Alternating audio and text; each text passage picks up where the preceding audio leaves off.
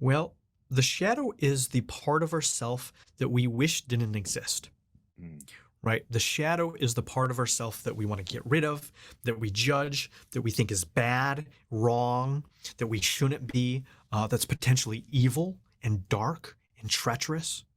It's the part of ourself that can kill, rape, abuse, destroy, annihilate, hurt. It's the part of us that has the shame, the guilt, the sadness, the loneliness, all of the rejection, the patheticness, right? It's that part of our psyche, of ourself, that we throw all of that stuff into and spend so much of our life either avoiding or trying to fix, heal, clear, and get rid of.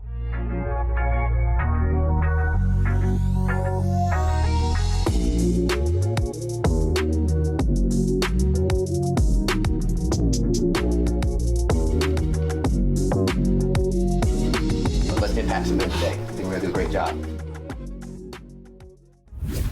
What's going on, guys? Welcome to the Modern Man Podcast, where we connect men in pursuit of their potential. Join us as we embrace discomfort, cultivate community, and put wind in each other's sails. If you're ready to take your personal and professional growth to the next level, be sure to like, share, and subscribe to the podcast. And don't forget to check out the Noble Knights Mastermind Group, where you'll find the support, accountability, and mentorship you need to achieve your goals. Join us and become a part of a community of like-minded men on a mission to improve themselves and elevate their capacity for life. And I'm excited to introduce our guest out of Nashville, Tennessee, award-winning author, spiritual teacher, and director at the Center for Cinesomatic Development, author of the book, Awaken to Your True Self. It's a pleasure to have Andrew Daniel on the podcast. Andrew, thank you for hopping on. Thank you for having me, Ted. I want to just bring that around with me everywhere I go. Yeah, I'll hit record and then give you the message so you can kind of keep it in your pocket. But I appreciate you taking the time, and you're out of Nashville, Tennessee, and we have listeners in Tennessee. We have listeners all over the country and around the world, and I want to make sure that you have the opportunity to introduce yourself to the audience in your own words. So I'll love to give you the microphone, give you the podcast. The stage is yours. You can address the audience directly. Tell them a little bit who you are, and then we can hop into the conversation right after that. Yeah, so hi, I'm Andrew Daniel. I'm an award. No, I'm just kidding. Um, I I'm here because this topic itself has been very dear to me. When I was young, I struggled a lot with being bullied and teased, and not having a lot of friends.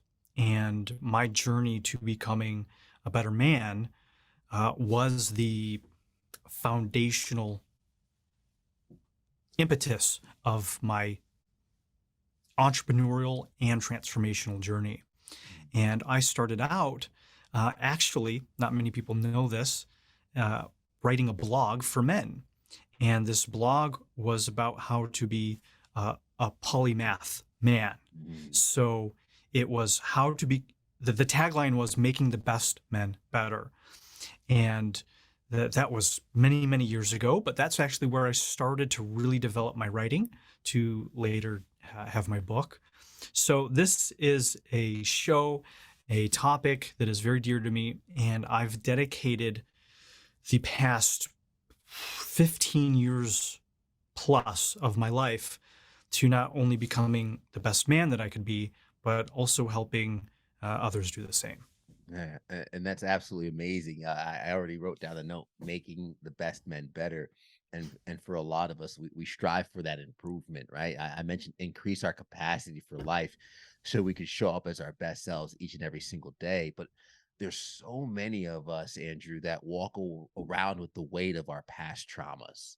Yeah. And no matter how much we try, we can't let that weight go, or we can't kind of plug that hole in the boat that keeps having us take on water and slows us down in our progress. So I guess I'd love to start there, whether it's from your personal experience or some of the clients that you've worked with. What does that process of addressing and releasing trauma look like for any man that might be listening, anyone who's watching on YouTube, who's trying to just get to that next level, but they seem to have these same setbacks and they get a good trajectory and then they fall off? My approach is very different than almost anything else out there. My approach comes from a world of the body, of the mythological and archetypical patterns that inhibit our body. And so my approach to trauma and to healing and to transformation, because of that, looks very different. It may sound similar, but it looks very different because one of the things that you said earlier about, I think you said increasing your capacity for life. And one of the biggest realizations that I've had when it comes to trauma and self-improvement and transformation is that we get to a certain point and there's not much more that we could add in order to improve. And the work that I do is based off of subtraction. It's based off of stopping. It's based off of the principle that underneath everything, the traumas, the stories, the distortions, the behaviors, the life circumstances, the patterns, is that there is nothing fundamentally wrong with us, that we are fundamentally enough. Now, this comes into play when we're healing and we're trying to become better men. Because if we approach this work and we continue approaching this work from the place that inherently there's something wrong with us, inherently we're broken, inherently we're unlovable, inherently we need to be fixed, inherently we don't have everything we need, and we spend our whole life trying to get those things, to become those things, our life does improve. I guarantee it, it does improve. The problem is it never realizes peace. Because even as you improve and get there, it still doesn't change that underlining belief, that underlining lie. And so what I see happening with very successful men and women, everybody really, is that if they approach their healing of their trauma, if they approach their personal development and self-improvement from a place of not being enough, and they have to do this stuff in order to fix themselves, they improve, but they never find peace. It never ends. And almost what happens is that it actually validates the lie. Because if you spend 30 years of your life trying to prove yourself, and you prove yourself, well, guess what that really says? It says that you had really something to prove to begin with. It means that you were not enough. And so my work takes a fundamentally different approach. It's not for beginners, because this kind of thing wouldn't necessarily make sense to a beginner. But for men who have been doing this for a while, we realize that it's through subtraction. It's through stopping.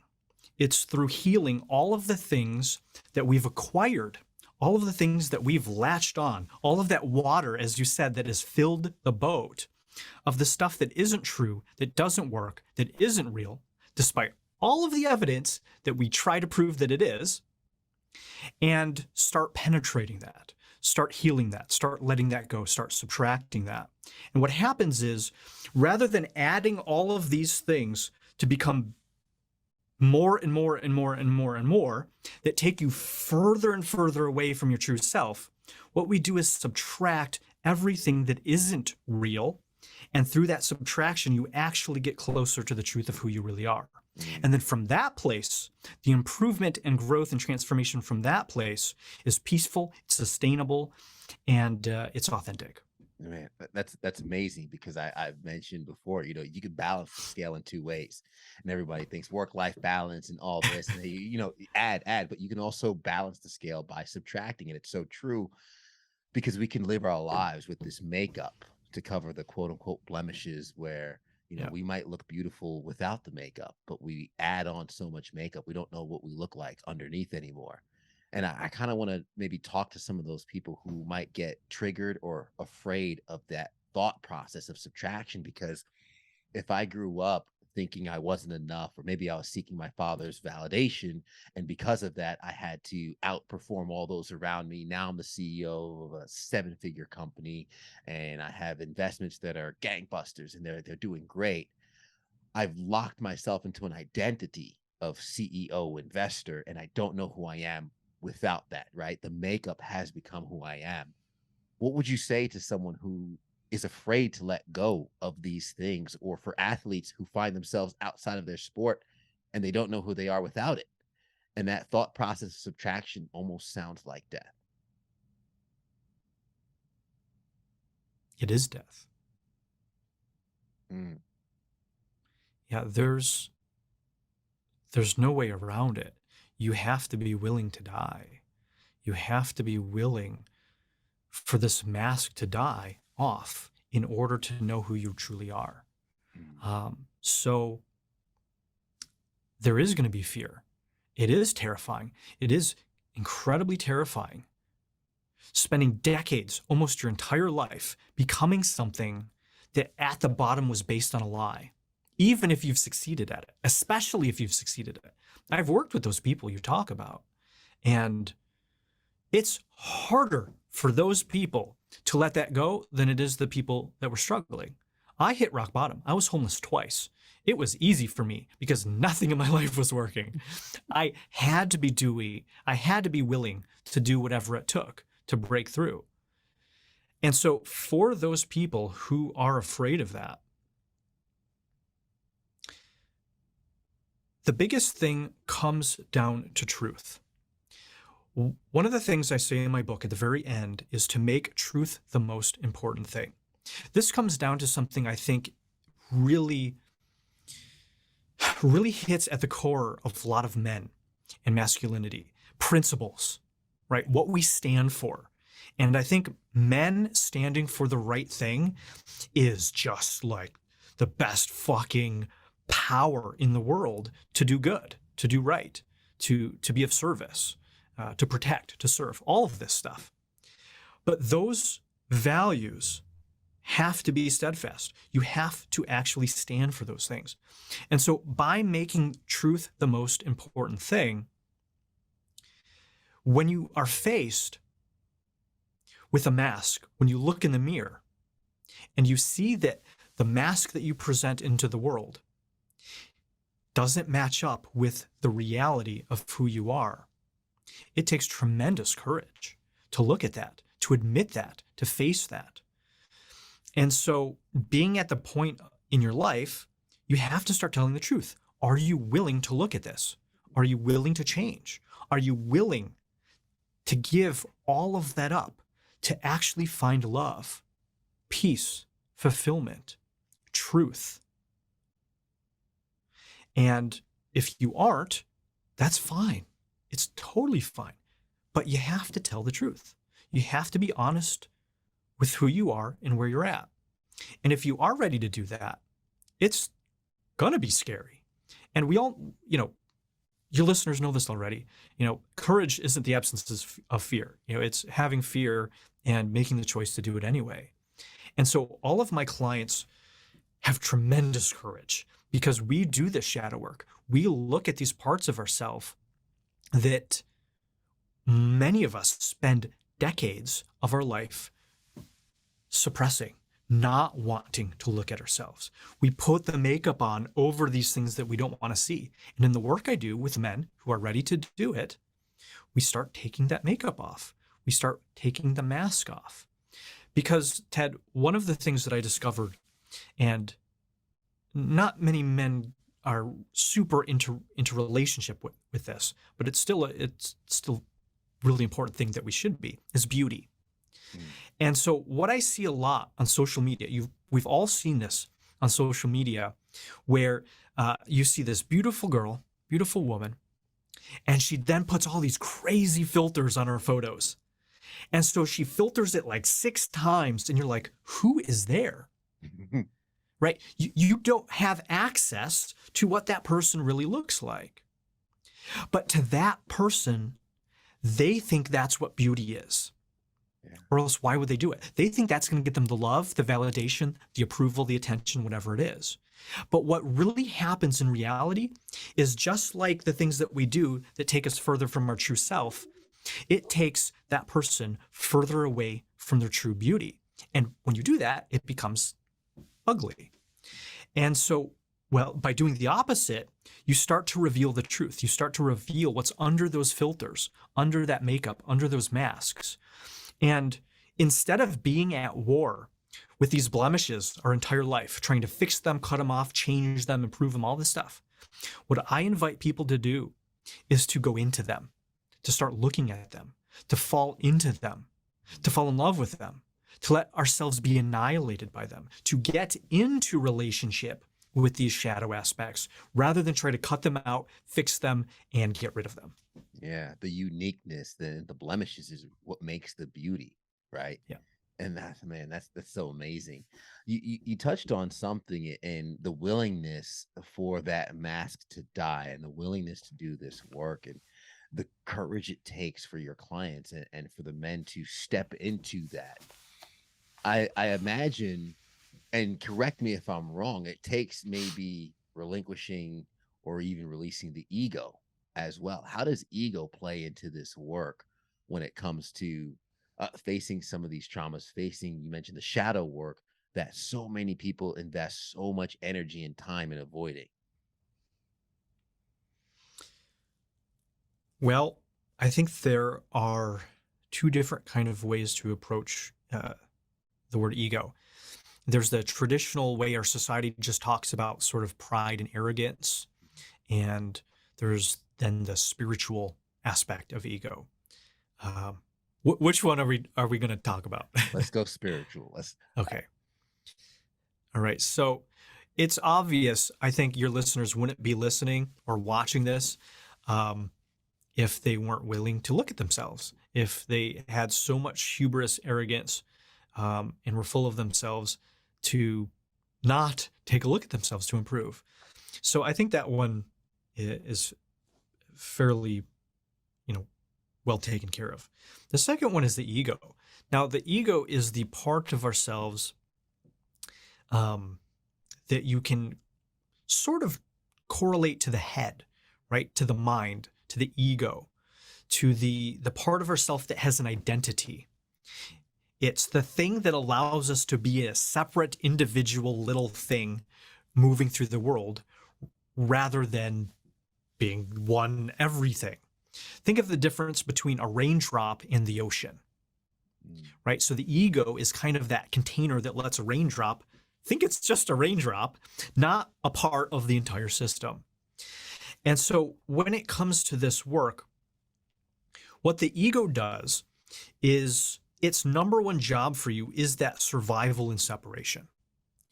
And so as we start healing, what we do is we start feeling. You can't heal if you don't feel.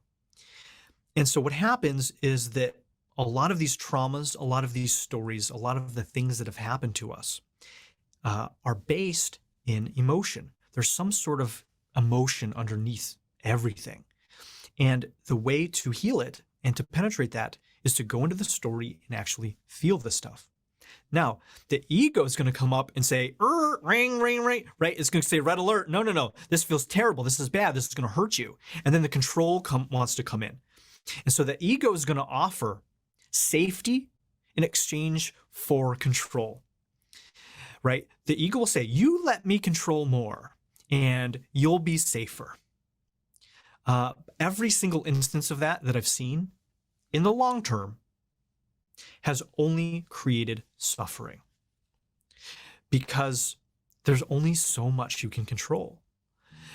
There is only so much you can control in yourself, in others, and in the world. And so the safety that the ego creates, or the illusion, perhaps. The illusion of safety is exactly that, illusion. It's not real safety. Safety based in a control, you can never relax. Well, okay, if you can never surrender and relax, well, if you surrender and relax, then you're not going to feel safe. And so that tells us that it's not based in real safety. And so as men start doing this work, all of the times that they feel a threat to their life, to their identity, to their accomplishments, to who they've made themselves to be in the world, to their persona, the image they've created for themselves, for their father, for their mother, for their community, for their wife, for their clients, for their employees, that becomes under threat. And so that's when the egos want to get defensive. It's going to say, no. The justifications, defensiveness, weasel language. The ego is designed to avoid all of that stuff. And so part of the work is recognizing that and making new choices and saying, no, I'm going to go into feeling. I'm going to have the courage and the willingness to surrender the control and to go rather than from a head down micromanaging, I'm going to drop into my body and feel and let the truth and feeling and connection with myself in the space be the thing that I find my safety in. Yeah, no, that's amazing because the ego is probably just preserving that as much as possible. Oh yeah. And we want that safety. We want to hold on to that. You mentioned earlier on, and I want to sit here for a moment in terms of shadow work. And that might be a new term for some of our listeners. And I'd love to kind of dig deeper into exactly what that is and what it looks like. So expand a little bit on shadow work and the value that it could provide for some of us who might be avoiding some of our past traumas. Well, the shadow is the part of ourself that we wish didn't exist. Right? The shadow is the part of ourself that we want to get rid of, that we judge, that we think is bad, wrong, that we shouldn't be, that's potentially evil and dark and treacherous. It's the part of ourself that can kill, rape, abuse, destroy, annihilate, hurt. It's the part of us that has the shame, the guilt, the sadness, the loneliness, all of the rejection, the patheticness. Right? It's that part of our psyche, of ourself, that we throw all of that stuff into and spend so much of our life either avoiding or trying to fix, heal, clear, and get rid of. So that's the shadow. Now, in my work, as I said, it's a little bit different because that's not only what the shadow is. Because if you have all of these bad parts of yourself and you try to get rid of them, the problem is they're you. They're a part of you. And you do this long enough, you come to find out you really can't get rid of you. Yeah. And so what happens, you become at war with yourself, or you compartmentalize and dissociate from these aspects of yourself. And so let's make it practical. Right? So if you dissociate from your killer, you also dissociate and lose access from the resources of your protector, your hunter, your warrior. And then so it's the men that go spineless. And so they're unwilling to hurt or cause harm. And so they lose access to also the resources to protect and stand up for themselves and the people they love. So this is another element of the shadow that a lot of people miss, is that everything that we have, I don't want to say that, not everything. Many of these things, most of these things are dualistic. They're polarized. The light, the dark, the masculine, the feminine, the up, the down, the north, the south. The love, the hate, the beauty, the ugliness, the cowardice, the courage, etc. And the problem occurs with regards to our own strength and resources when we are rejecting these parts of ourselves, when we dissociate from them. So part of the work is to not only become aware of the shadow, to start facing it. I mean, that's number one. You just have awareness. You become aware of all of these things. You start taking that makeup off. Say, oh, there's a blemish here. Oh my God, I'm so ugly. I hate this part about myself. Get it off. All right, so you see that. Well, great. That's the first start. The next part is to tell the truth. Okay, well, what is this really? Okay, well, this is it. And then you look at the stories. What's the stories around it? What are you making it mean? Oh, well, I have this blemish. It means I'm ugly. I'm unworthy. I'm unlovable. Okay, well, that's a lot wrapped up in a pimple, metaphorically or literally. And so there's this entire process of become aware of this stuff, of facing these things. Instead of avoiding them, you look at them, you confront them because you've created them. It's a part of yourself. And whatever you avoid runs you. Think about this. If you this is here and you're avoiding it, what direction are you going to go in? Opposite. This one. Exactly. And so you're literally, even though you're not into it, you're going opposite of it. So you're going away from it. So it's directing your life. The avoidance of this is directing your life that way. First is if you stop avoiding it, you go into it, penetrate it, it's no longer there. What direction can you go in? Anywhere you want. Any way you want.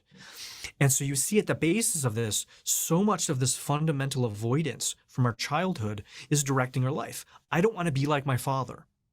I don't want to be as pathetic as my siblings. I don't want to do X. I don't want this. Well, it directs our life. Now, that can still be very helpful. It's not to knock that if all of that stuff is terrible, awful, abusive, and hateful, and you go in the other direction and you become a wonderful, loving, helpful person, that's amazing. That's great. So it's not to knock that. However, it's still to understand that that has been the driving force. That is directing your life. So once we're aware that the things that we avoid run us, and those things that we avoid, we don't have access to the resources. We look at the shadow, we say, all right, I'm avoiding the killer. I'm avoiding this ugliness. I'm avoiding whatever it is. There's something in there that's actually amazing. There's something in there about me that is useful, that is lovable. And then that's the point at the shadow work where things get really crazy, is that we start to recognize that there's things in the shadow that are some of the best parts of ourselves. It's just our ego has made judgments. Our ego has misinterpreted and distorted and thrown it in the trash bin and said, this is terrible. This is good. This is ugly.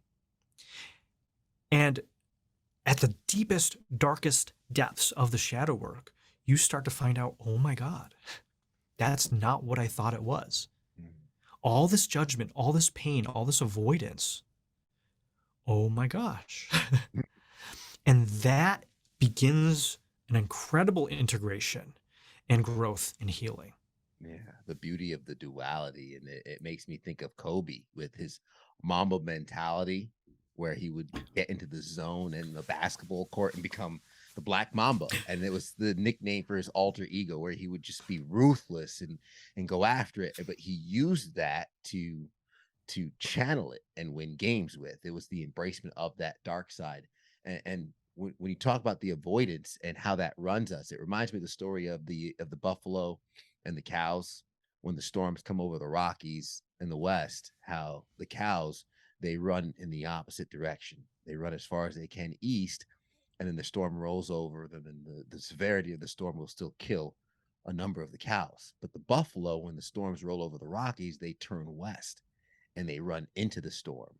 And it still kills a few buffalo, but far less, because the buffalo, in essence, they minimize the impact of the storm and the length of the storm by running through it, into it. And that's amazing. I've never heard that. Hey, that's amazing. Yours. That's exactly it. Oh, I'm going to use it. But that's I will give you credit. Yes.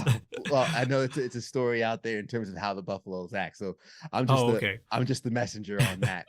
But yeah, that's perfect. Yeah. It's very much how so many of us can benefit by leaning into the storm and pushing in it. And it reminds me of how a lot of people are so wrapped into being a victim, right? Oh. It's easier to be the victim than the victor, but the victor can provide so much more value and so much more fulfillment. I guess touch really quick on that mindset of, what's so alluring about the victim mindset, that victim mentality that so much of ourselves find ourselves into in the story that we tell. Yeah, this victim mentality is rampant in our culture. I will eventually have a book just on that. Mhm. I talk about it in my current book, which led me to have more ideas for a future book, because it is insidious. It is vile. It's it's vile because it's being enabled, and it's not only being enabled; it's being pushed. Here in the West, there's a lot of governments, a lot of media that pushes a victim narrative. And it is incredibly disempowering. There's so many young men and women, uh, but so many of us are being told it's not our fault and there's nothing we can do about it. And for me, this is one of the most important things in my transformation. This hits really close to me because I spent most of my life as a victim in this victim mentality. And I remember 21 years old when I realized this. And I realized that I was at the effect of my life. I was at the effect, and the entire world and everyone else was the cause. Life happened to me. And I said, well, yeah, that's how life is, right?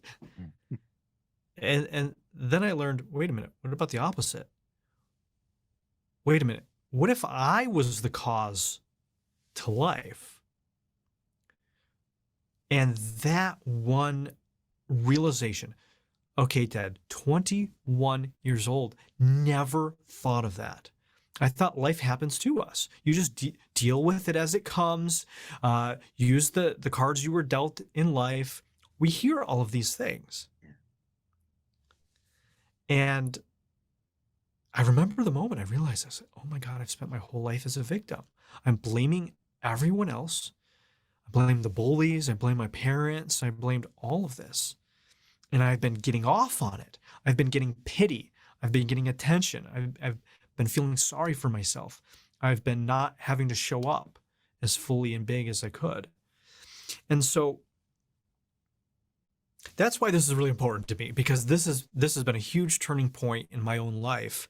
And without that piece, nothing else could have happened, because that piece gave me empowerment. That's the thing that said, you can do something about this. It's up to you, right? That phrase, if it's meant to be, it's up to me. If it's going to be, it's up to me. Something like this. If it's to be, it's up to me. I'll get there. It's one of them. But it's the same idea, right? That, okay, why are we just waiting? Why are we at the effect? What if we are the cause? So you ask, why is this so alluring?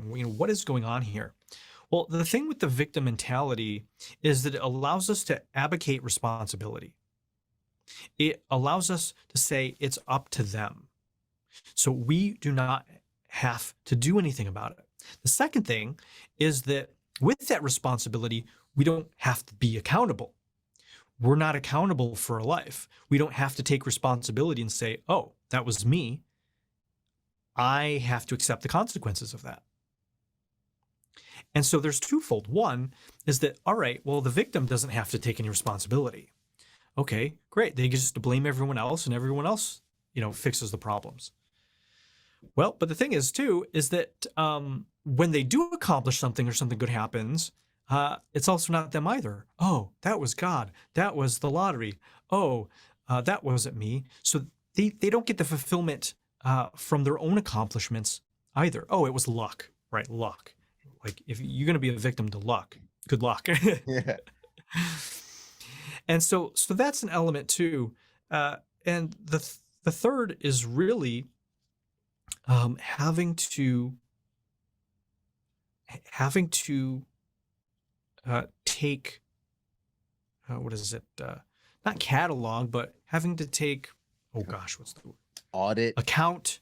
Yeah. To take account, to take, oh gosh, man, it's the word. It's right there. Inventory. Yeah. To take inventory of their life and say, oh my gosh, all right, well, if everything was, and it's not to say that we're creating everything in the world. Like me sitting here isn't creating a hurricane and killing 1 million people over there.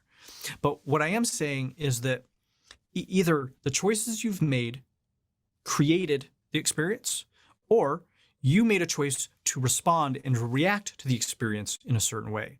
And that's where we have our power. That's where we have our control.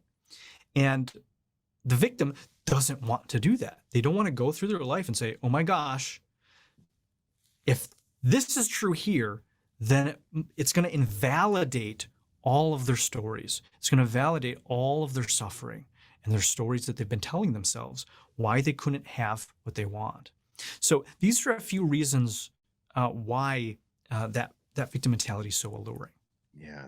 And folks find themselves trapped in it, and it's hard to get out. And you referenced your story a little bit, and I want to kind of get a little bit of a glimpse into, some of the insights and revelations you found firsthand. Coded a particle in physics engine at 18, used by top Fortune 100 companies over 7 years for your software business. But I imagine, and you mentioned being 21 and having that realization, I imagine in the course of those 7 years and through the success, through the growth, there must have been some trials along the way. There must have been some successes.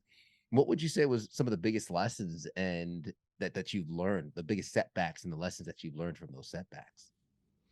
Oh gosh. I mean, a lot of my setbacks were when I was young. Like I told you, I was bullied and teased. I had warts on my fingers when I was 6. So that set my entire elementary, first through 12th grade. I didn't have a lot of friends. I sat alone in lunch. The jocks made fun of me. I was picked last in gym class. People threw food at me, tripped me in the hall, not invited to parties, all of this stuff. Rejected by girls. So I really was 16, 17 years old and contemplating suicide and revenge and going to the school and doing very, very, very, very bad things. Because I was in so much pain. So that was really my core, kind of like my origin story. It could have been my villain origin story, but it ended up not. It ended up being, I would hope, a little bit more heroic, or at least healing, helpful, positive. So that's really, really kind of in a nutshell how I got into any of this stuff. And so, as you said, at 18 years old, I wrote a special effects program with all of that stuff.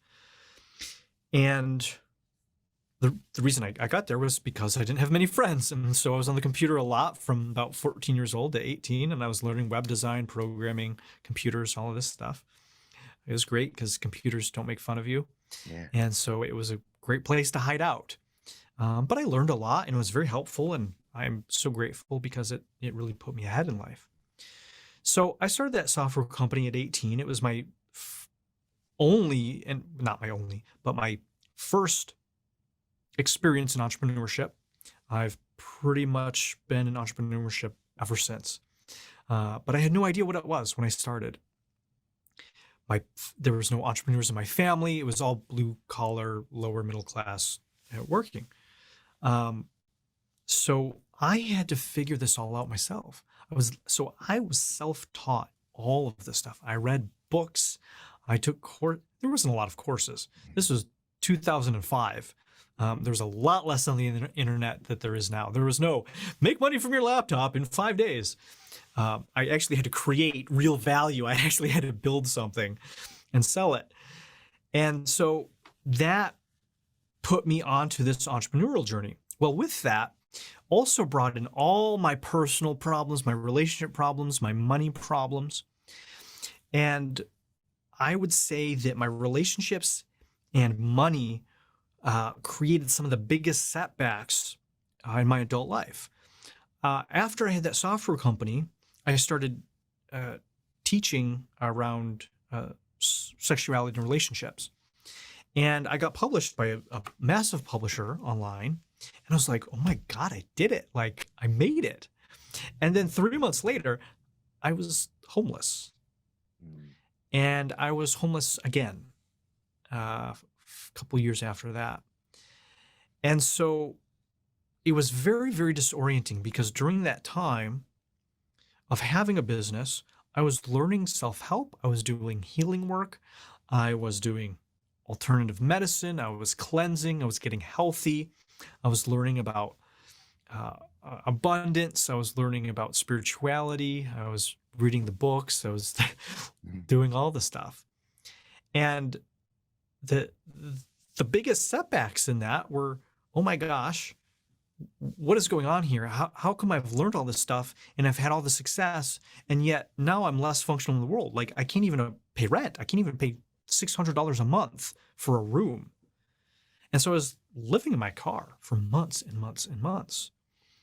And it was very confusing. It was one of the biggest setbacks and also biggest turning points of my life because I just didn't get it. I was like, I know all this stuff in my head.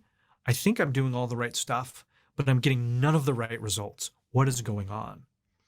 And from that failure, from that setback, from that challenge, it brought me into the work that I'm doing now, the cinesomatic work, the embodiment work, where I realized, oh, it's not enough to have it up here. It has to be in here. Oh my gosh, the body. Oh my gosh, there's all this stuff here in my body. Who I think I'm being, the image I have of myself in the world, does not match this video I have of myself where I'm doing all this narcissistic, passive aggressive, insecure, shameful things. And so throughout that entire journey of learning about wealth and running a business and healing stuff around scarcity, right? Money doesn't grow on trees, all these money's evil, all this stuff. Healing that, and then relationships with women. And so I've been through a lot of stuff, but I think that those are some of the biggest things for me that have been the failures, setbacks, and catalysts for my transformation. And it's an amazing art to get to where you are now and helping so many people, because I've mentioned sometimes the best person to help you through the storm is someone who's been through it themselves, and Yeah. they're not afraid to get wet. They'll come back in the storm with you and say, hey, I've been here before.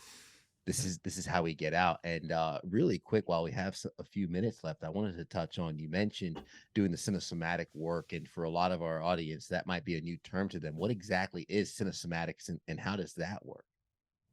Yeah. So Cinesomatics is you could call it just a holistic transformational modality approach. And the word cinesomatics comes from cine, which comes from cinema with video, and somatics of the body. So what we do in cinesomatics is rather than just talk about our problems like you would with a coach or therapist, what we do is we get you to stand up, we get you to move in your body, and then we film that movement on video, the cinema part, and then we play that video replay back. And during that playback process, I'm giving you feedback. And so what happens is you're seeing yourself doing these movements. And then I'm going into a feeling place, a symbolic place, rather than a heady intellectual body language place with a checklist. I'm going into this intuitive feeling place, and I'm reflecting back to you the subconscious stories, mythologies, the archetypes, the blind spots, the worldviews, the blocks, the patterns, the behaviors. I'm revealing how you move through your life through the way you move in your body. And then you get to get all of that feedback and see it for yourself on video. So it's not just listening to some expert or teacher or guru, and you just have to blindly trust them. You get to verify it. You get the evidence right in front of you. And so it's very confronting, but it's also incredibly advanced and powerful. I So love that. that's cinesomatics in a nutshell. Yeah, no, I love that. And I want to touch on your book, the Awaken to Your True Self, in terms of what the readers can get from it and how this can help them break through the stagnation that so many of us find in our self-development, the recurring setbacks that we find through the process in our self-development journey. give us an insight on what readers can obtain from going through this book and getting more of your work. What you said about, suggesting people that have gone through the storm to help you through that, that's what this book is. And so I wrote this book because I've read and I see so many self-help books out there that are fluffy. They're shallow. There's not a lot of depth. There's like 2 ideas in it, and then they get a publishing deal, and then they have to make a 200-page book around 2 ideas. Or they're poorly written, or there's not much depth to it, or it's very superficial. So I've been in this industry since I was 18 years old, as a consumer, reading this stuff, seeing this stuff. And out of like 100 books, you get maybe 5 that are really like, oh, yeah, this is good. And so that was one of the things that bothered me, because also being behind the scenes now, there's a lot of incongruencies. There's a lot of just people saying the same stuff over and over again. So I wanted to create something that wasn't just a lead magnet for my business, that wasn't just a glorified business card, that wasn't shallow, that wasn't just a tidbit, and then if you want the rest, you need to pay $500,000 to get one secret. I wanted a book like this. This is the book that I could literally hand to you and say, I can guarantee that any reason you are stuck in the way out is found in this book. And so I wrote this specifically for people who are like myself, who have already done a lot of work. They've done healing, or they've done plant medicines, or they've done seminars, or they've read the books. They've been doing this for a while, and they know the stuff, and yet, for some reason, they're still stuck, or they've hit a plateau that they can never cross, or they end up repeating the same cycle, maybe in a different way. So this book is for that person specifically. It'll help anybody really who's ready, but it's for that person. And the things that I put in here are things for that. So I go into the victim mentality. I go into stories and mythologies. I go into getting out of our head and into our body. I go into ego. I go into the spiritual path and how that might be failing you. I go into narcissism and our narcissistic image and our mask. I go into, I go into reverse wiring. And that's only something that you can find through the body. How, if you think you're doing something in your life, right, you think you're doing it right, but you keep getting the results that don't match it, there could be something called reverse wiring going on there. I go into polarity. I go into a lot of stuff. It is a deep and wide book. It's 432 pages.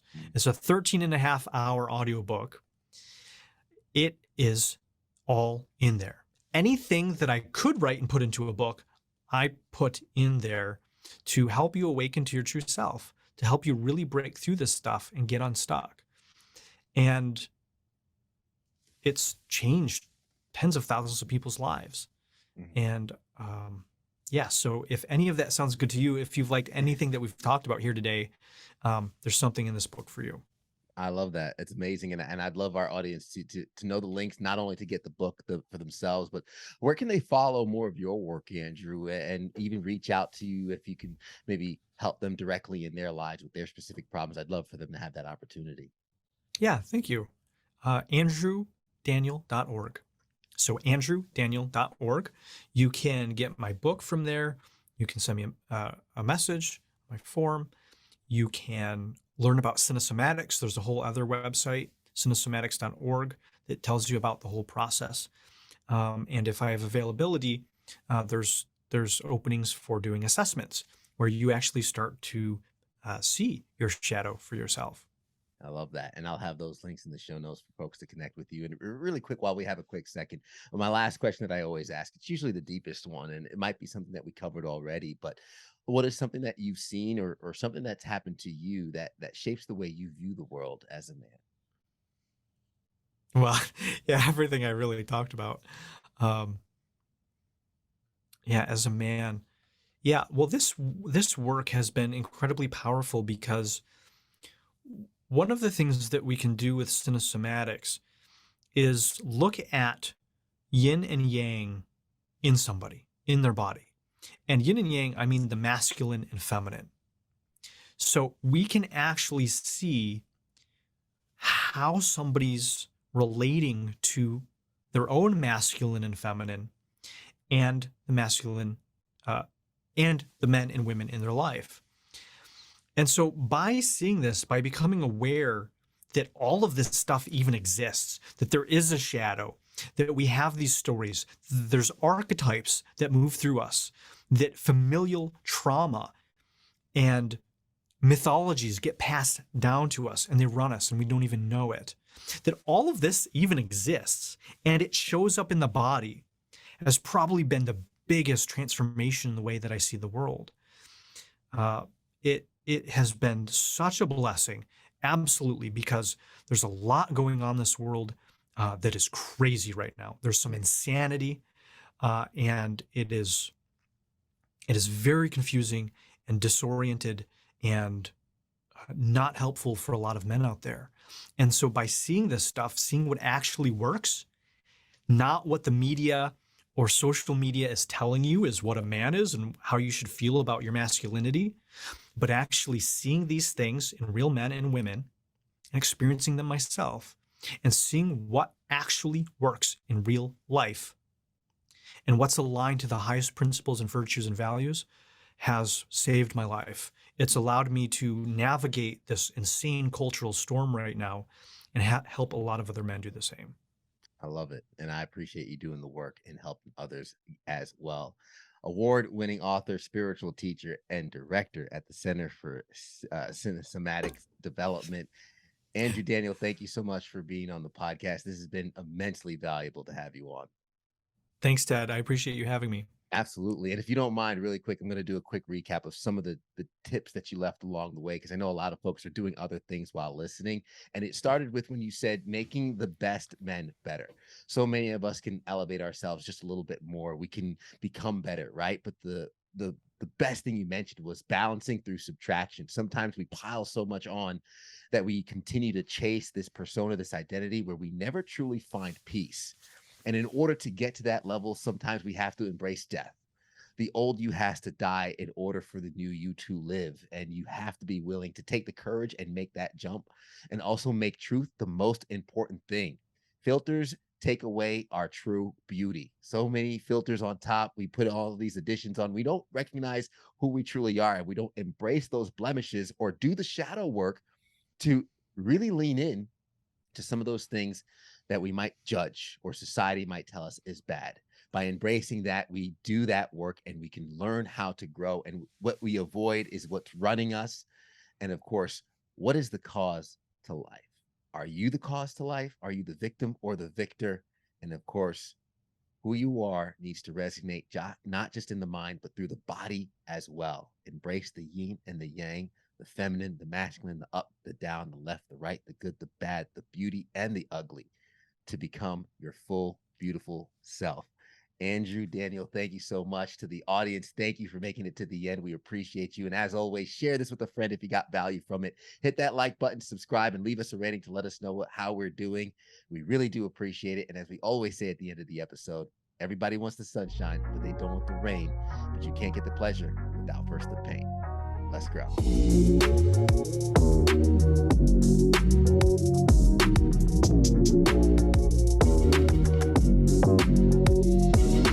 Let's hit passion today. I think we're gonna do a great job.